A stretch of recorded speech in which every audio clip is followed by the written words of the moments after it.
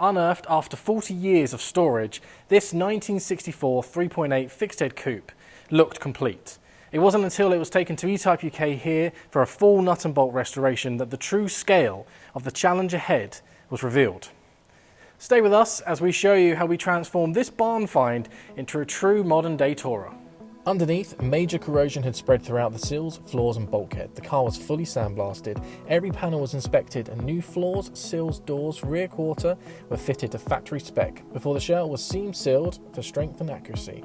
Uprated to a fast road spec with a high lift cams and balanced crankshaft, pairing with a 5-speed gearbox. Other desirable upgrades were fitted, including a sports cooling, brakes and a full sports exhaust with a 6-branch manifold, delivering smoother and responsive performance. Inside, the car was completely retrimmed to Oxblood Red leather, retaining original 3.8 features enthusiasts love, like the aluminium center console and bucket seats. The interior styling was continued on the outside of the car with a red grille vinyl surround, a client's subtle nod to the Jaguar racing heritage.